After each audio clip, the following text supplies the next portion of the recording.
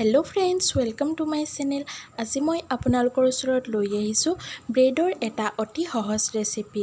আশা কৰোঁ ৰেচিপিটো চাই আপোনালোকে ভাল পাব, আৰু যদি ভাল পায় please like, comment and subscribe কৰি দিব এণ্ড কাষত থকা বেল আইকনটো প্ৰেছ কৰি অল কৰি দিব। তেতিয়া মোৰ প্ৰত্যেকটো ভিডিঅ'ৰে ন'টিফিকেশ্যন আপোনালোকে পাব। এয়া চাওক ব্ৰেডবিলাক কিমান ধুনীয়া হৈছে, আৰু বজাৰত পোৱা ব্ৰেডবিলাকতকৈ বহুত টেষ্টি আৰু স্পঞ্জি হৈছে। এনেকুৱা ব্ৰেড আপোনালোকে ঘৰতেই বনাব পাৰিব। আৰু কি কি ইনগ্ৰিডিয়েণ্টছ লাগিব মই দেখাই লৈছোঁ। প্ৰথমে মই গাখীৰ লৈছোঁ। গাখীৰ এগিলাচ লৈছোঁ, আৰু এগিলাচ গাখীৰত মই ইষ্ট দিম। 1.5 চামুচমান ইষ্ট দি দিব। আৰু ইষ্ট আপোনালোকে বজাৰত কিনিবলৈ পাব। বজাৰত 50 টকীয়া বটলটোতে বহুতখিনি ইষ্ট পায়, আৰু যিখিনিৰ পৰা আপোনালোকে বহুত ব্ৰেড প্ৰিপেয়াৰ কৰি ল'ব পাৰিব। 1 চামুচ বা 1.5 চামুচ ইষ্টত মই 2 চামুচ চেনি দিম, সেই একেখন সৰু চামুচেৰে।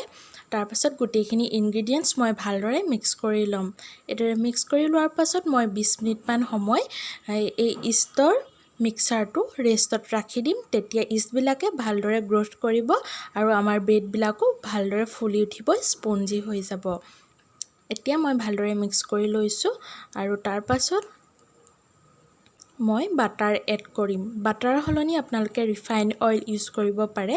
যদি আপোনালোকৰ বাটাৰ নাই, ৰিফাইণ্ড তেল ইউজ কৰিব পাৰে। আৰু আপোনালোকৰ যদি গাখীৰ নাই ঘৰত, তেতিয়াহ'লে আপোনালোকে গাখীৰৰ সলনি পানী ইউজ কৰিব পাৰে।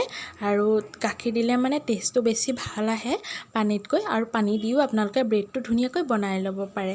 এতিয়া মই বাটাৰ আধা কাপ এড কৰিছোঁ, আৰু আধা কাপ বাটাৰ মই ভালদৰে মিক্স কৰি ল'ম। আৰু বাটাৰ নাথাকিলে আপোনালোকে ৰিফাইন অইল ইউজ কৰিব, নহবা ঘিউ ইউজ কৰিলেও হৈ যাব। এতিয়া মই গোটেইখিনি ইনগ্ৰিডিয়েণ্টছ ভালদৰে মিক্স কৰি লোৱাৰ পাছত মই ময়দা এড কৰিছোঁ। ময়দা 1/2 কাপ এড কৰিছোঁ চাহ খোৱা কাপটোৰে। সেই কাপটোৰে একেটা জোখাৰে হ'ব এবাটি 1/2 কাপ ময়দা। আৰু সেইখিনি মই ময়দা ভালদৰে এটা ডো বনাই ল'ম, কোমল ডো। ৰুটি বনাবলৈ যেনেকৈ কোমল এটা ডো প্ৰিপেয়াৰ কৰি লোৱা হয়, ঠিক তেনেদৰে এটা মই কোমল ডো প্ৰিপেয়াৰ কৰি ল'ম।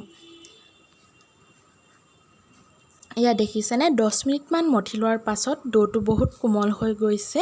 আৰু এতিয়া মই এই ডোটোৰ ছাৰ্ফেচত অলপ ৰিফাইন তেল দি পেলাই ৰেষ্টত ৰাখি দিম। এয়া ৰিফাইন তেল দি দিছোঁ। এনেকুৱা কৰিলে মানে বাচনটোত লাগি নধৰে, আৰু এৰুৱাবলৈ সহজ হয়। এতিয়া মই ৰিফাইন তেল দি পেলাই 1 ঘণ্টা বা 45 মিনিটৰ কাৰণে আপোনালোকে ঢাকি ৰাখি দিব। চাব যাতে এয়াৰটাইট হয়। এনেকৈ মই এখন কাঁহীৰ সহায়ত ঢাকি থৈ দিম, আৰু 1 ঘণ্টা বা 2 ঘণ্টাৰ কাৰণে ৰাখি দিলে হৈ যাব। আৰু যদি আপোনালোকৰ অলপ লৰালৰি হৈ থাকে 45 মিনিট ৰাখিলেও হ'ব। মই 2 ঘণ্টাৰ পাছত কাঁহীখন আঁতৰাই চালোঁ, আৰু এয়াৰবিলাক ধুনীয়াকৈ সোমাই গৈছে। এনেকুৱা হ'লে মানে আমাৰ ব্ৰেডটো বহুত ধুনীয়াকৈ ফুলি উঠিব। এয়া দেখিছেনে, এয়াৰবিলাক এতিয়া মই আকৌ এবাৰ মঠি ল'ম। এয়াৰবিলাক যাবলৈ দিম, আৰু আকৌ এবাৰ ভালদৰে হাতত অলপ তেল দি মঠি ল'ব। যিহেতুকে আমি ছাৰ্ফেচত অলপ তেল সানি লৈছিলোঁ ৰেষ্টত থোৱাৰ আগত, সেইটো কাৰণে লাগি নধৰে আৰু ধুনীয়াকৈ এৰ খাই গৈছে। এতিয়া আকৌ 5 মিনিটমান মঠি ল'ব, তেতিয়া বেছি ভাল হ'ব ব্ৰেডবিলাক। এয়া চাওক ডোটো আকৌ এবাৰ মই মঠি ল'ম। মঠি লোৱাৰ পাছত সৰু সৰু লাডু বনাম। আপোনালোকে যিকোনো শ্বেপ দিব পাৰে ব্ৰেডত। মই বান টাইপত বনাম।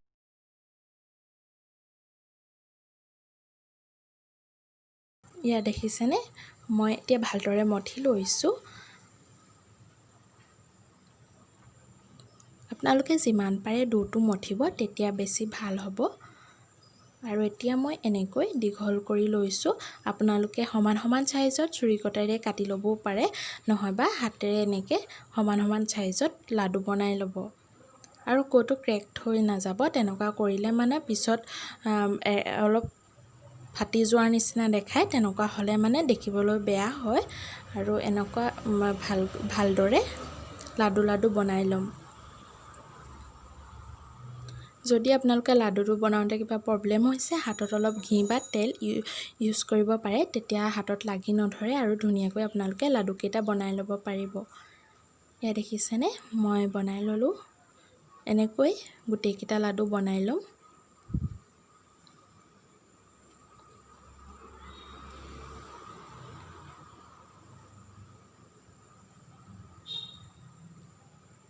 অলপ হেঁচি হেঁচি বনাব লাডুকেইটা, তেতিয়া বেছি ভাল হয় আৰু ধুনীয়াকৈ ফুলি যাব। এইদৰে এটা মূৰলৈ চপাই আনিব আৰু তাৰ পাছত আকৌ এবাৰ প্ৰেছাৰ দি পেলাই ধুনীয়াকৈ গোলটো বনাই ল'ব।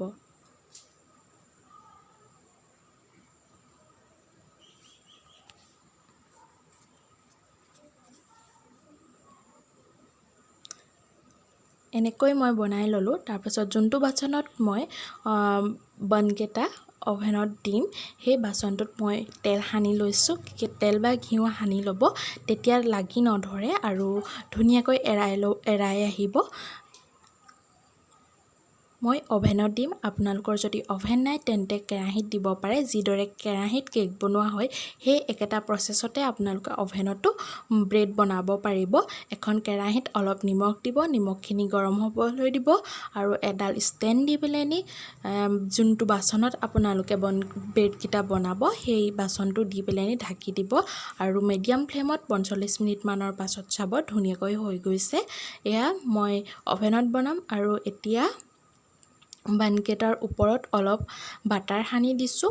আপোনালোকৰ বাটাৰ থাকিলে বাটাৰ দিব পাৰে আৰু ঘিউ থাকিলে ঘিউ দিব পাৰে, নহবা ৰিফাইন তেল দি দিব।